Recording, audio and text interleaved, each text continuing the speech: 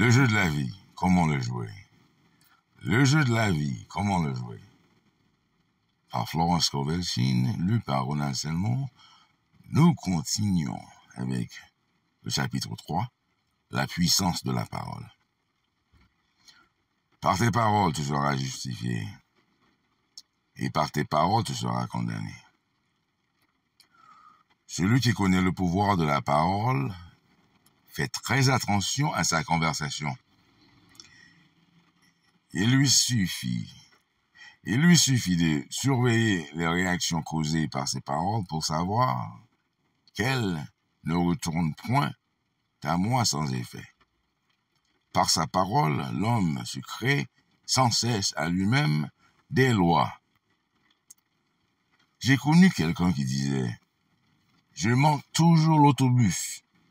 Invariablement, il passe au moment où j'arrive. » Sa fille, elle disait « J'attrape toujours l'autobus. Il arrive régulièrement en même temps que moi. » Et cela continua pendant des années. Chacun avait établi une loi pour soi. L'une d'échec, l'autre de réussite. Voilà l'explication psychologique des superstitions. Le fer à cheval, le poil d'éléphant n'ont en eux-mêmes aucun pouvoir. Mais la parole,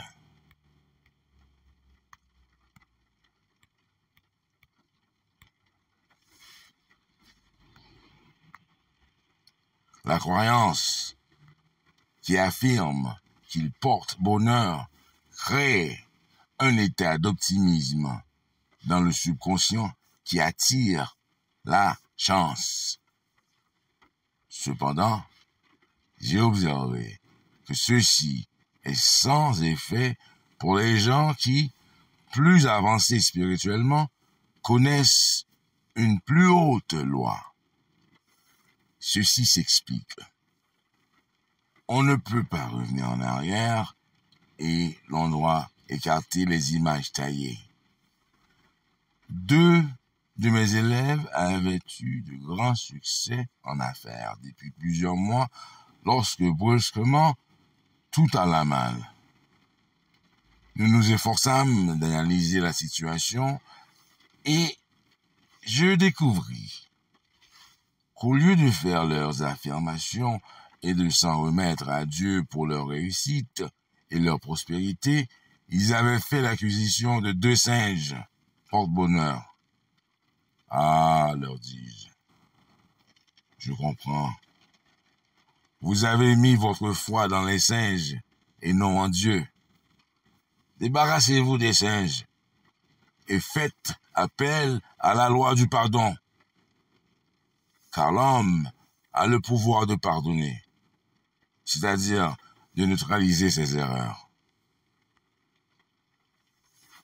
Ils décidèrent de jeter les singes aux poubelles et tout alla bien de nouveau.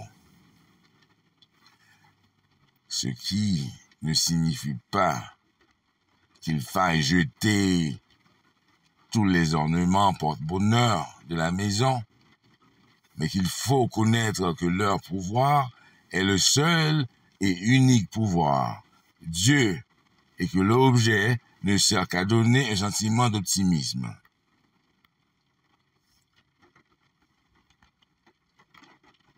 Un jour, une amie très malheureuse avec laquelle je me trouvais ramassa un fer de cheval en traversant la rue. Aussitôt, elle fut remplie de joie et d'espoir.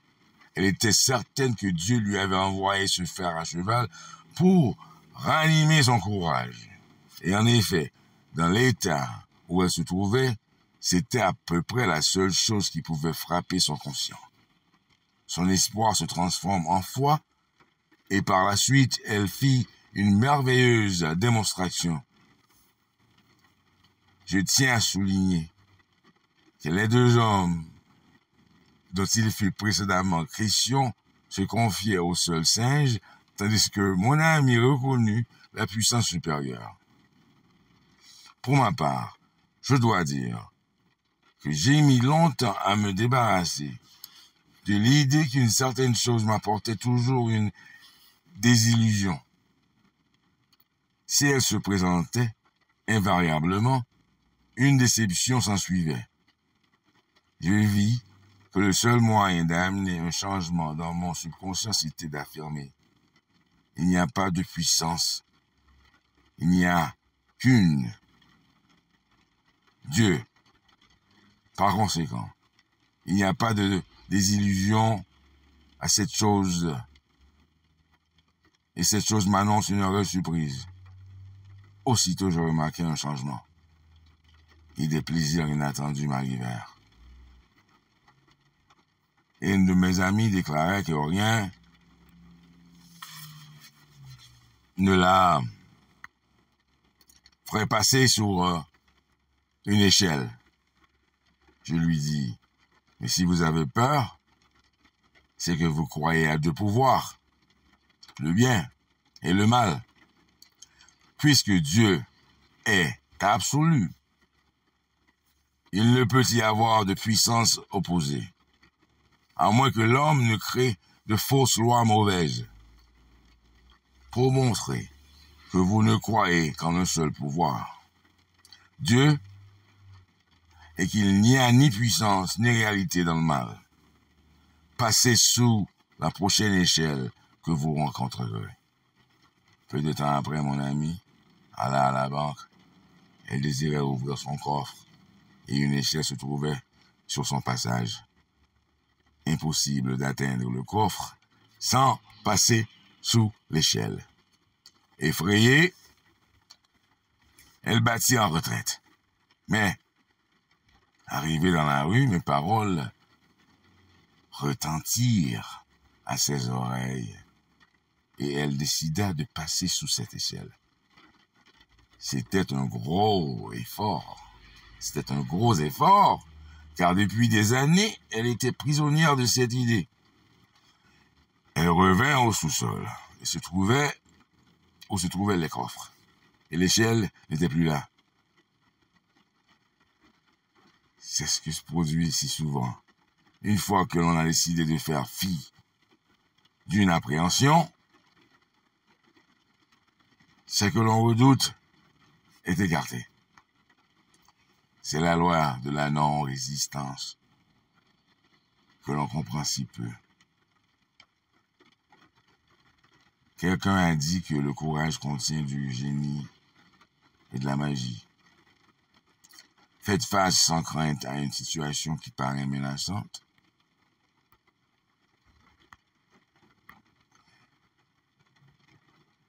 Et vous vous apercevrez qu'elle n'existe plus.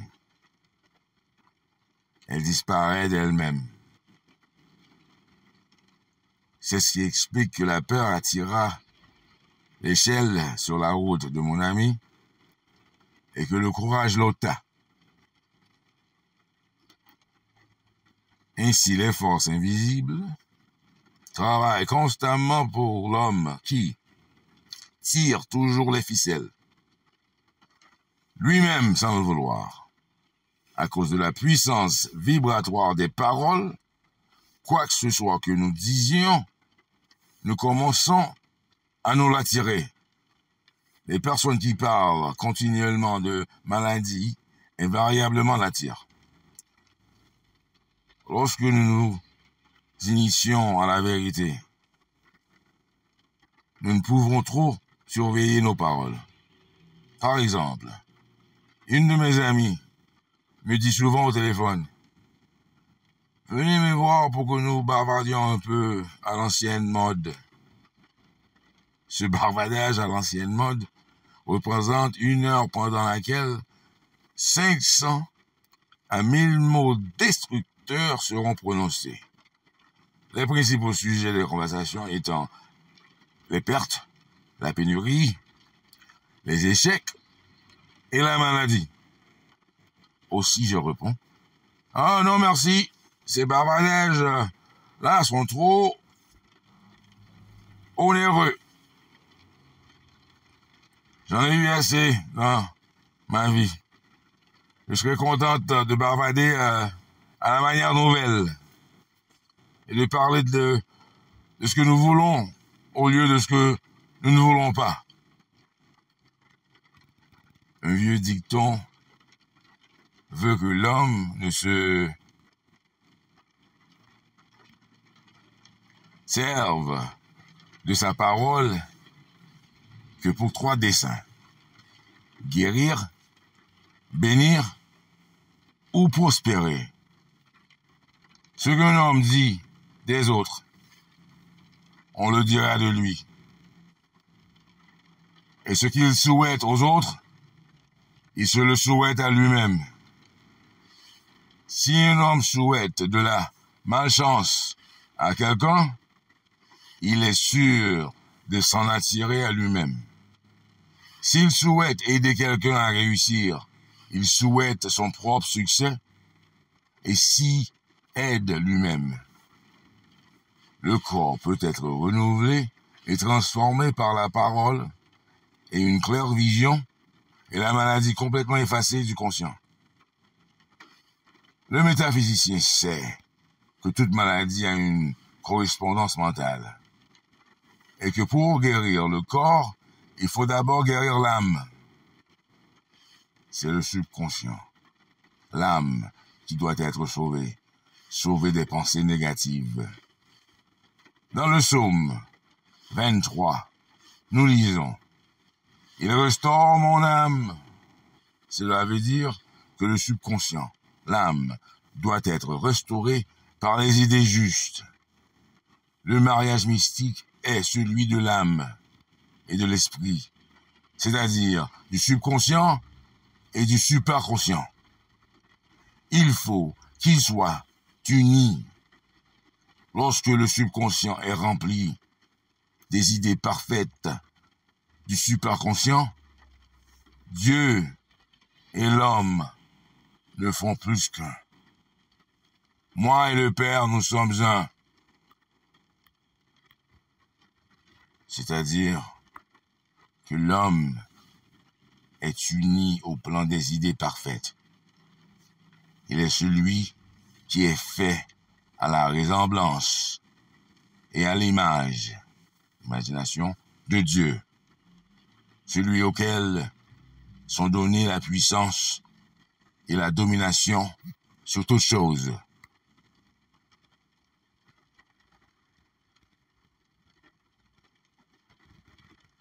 Et la domination sur toute chose créée, sur son esprit, sur son corps et ses affaires. On peut dire que toute maladie, tout malheur proviennent de la violence de la loi d'amour, de la violation de la loi d'amour. Je vous donne un nouveau commandement. Aimez-vous les uns les autres. Or, dans le jeu de la vie, l'amour, c'est-à-dire la bonne volonté, gagne toutes les levées. Le fait suivant va vous le prouver. Le fait suivant va vous le prouver. Une personne de ma connaissance souffrait depuis des années d'une terrible maladie de peau. Les médecins affirmaient qu'elle était incurable. Elle en était au désespoir. Cette dame était actrice. Elle craignait d'avoir à renoncer à sa carrière et n'avait point d'autres ressources. Cependant, on lui offrit un engagement avantageux et le soir de la première, elle eut un vif succès. La presse lui décerna de flatteuses critiques. Le lendemain, son contrat était rompu. Un artiste jaloux de son succès avait obtenu sa résiliation. Elle sentit l'amertume et la haine s'emparer de son être et s'écria à haute voix: « Oh mon Dieu, ne me laissez pas haïr cet homme !» Cette nuit, elle travailla pendant des heures dans le silence. Plus tard, elle me confia: « Je ne tardais pas à entrer dans un silence très profond. Il me sembla être enfin en paix avec moi-même, avec cet homme et le monde tout entier. Je continuais de travailler ainsi pendant les 2 nuits suivantes. Et le 3e jour, je m'aperçus que ma maladie de peau était complètement guérie. En demandant à exprimer l'amour, la bonne volonté, elle avait accompli la loi.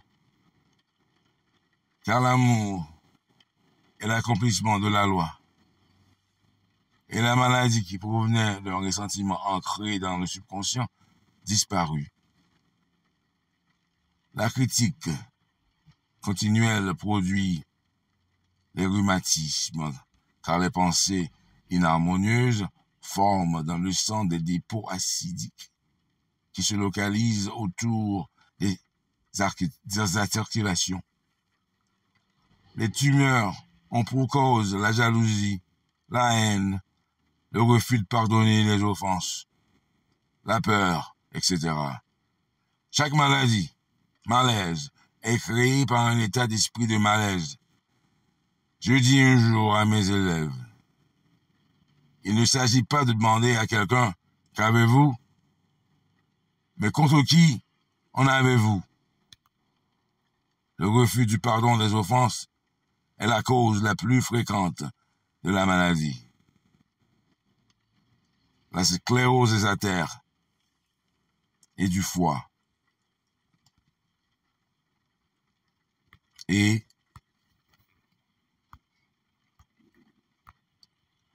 les maladies des œufs en sont la conséquence. Des maux sans fin lui font cortège. Un jour, je rendis visite à une dame qui me dit qu'elle était malade d'avoir mangé une huître mauvaise. Une huître mauvaise. Une huître. Un jour, je rendis visite à une dame qui me dit qu'elle était malade d'avoir mangé une huître mauvaise. Non, répliquai-je. L'huître était inoffensive. C'est vous qui avez empoisonné l'huître. Contre qui en avez-vous? Elle me répondit. Oh, contre environ 19 personnes. Elle s'était querellée avec 19 personnes. Et était devenue si inharmonieuse qu'elle s'était attirée l'huître nuisible. Elle s'était querellée avec 19 personnes et était devenue si inharmonieuse qu'elle s'était attirée l'huître nuisible. Toute inharmonie extérieure indique une discorde mentale. L'extérieur est semblable à l'intérieur. Les seuls ennemis de l'homme résident en lui-même. Les ennemis de l'homme seront ceux de son propre intérieur. La personnalité est un des derniers ennemis que nous ayons à surmonter. Car cette planète est en train de recevoir son initiation à l'amour. Souvenons-nous du message de Jésus. Paix sur la terre, bonne volonté envers les hommes. L'homme éclairé, donc, s'efforce de se perfectionner en servant son prochain. Il travaille sur lui-même. Il apprend à envoyer à chacun bénédiction et pensée de bonne volonté. Et le plus merveilleux, c'est que lorsqu'on bénit un être, celui-ci perd tout pouvoir de nous nuire. Un homme vint me demander de le traiter pour sa réussite dans les affaires. Il vendait des machines et un concurrent était survenu affirmant posséder une machine bien supérieure. Mon ami redoutait un échec. Je lui dis, d'abord, il vous faut balayer toute crainte. Savoir que Dieu protège vos intérêts et que l'idée divine doit surgir de cette situation. C'est-à-dire que la machine qui convient sera vendue à celui qui en a besoin par celui qu'il faut. Et j'ajouterai, N'entretenez pas une seule pensée de critique sur cet homme. Bénissez-le toute la journée. Soyez prêt à ne pas vendre votre machine si telle est l'idée divine. Il alla donc voir son client, sans crainte, sans résistance, en bénissant son concurrent. Plus tard, il me raconta que le résultat fut très remarquable. La machine du concurrent se refusa à fonctionner et il vendit la sienne sans la moindre difficulté. Mais moi, je vous le dis, aimez vos ennemis, bénissez ceux qui vous maudissent, faites du bien à ceux qui vous haïssent et priez pour ceux qui vous maltraitent et qui vous persécutent.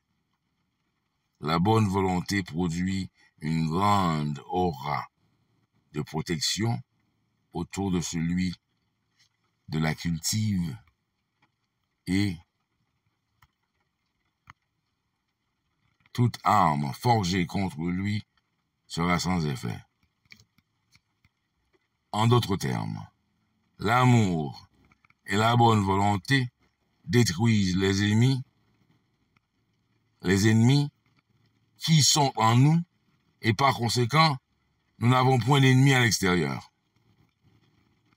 La paix règne sur la terre pour celui qui envoie aux hommes des pensées de bonne volonté.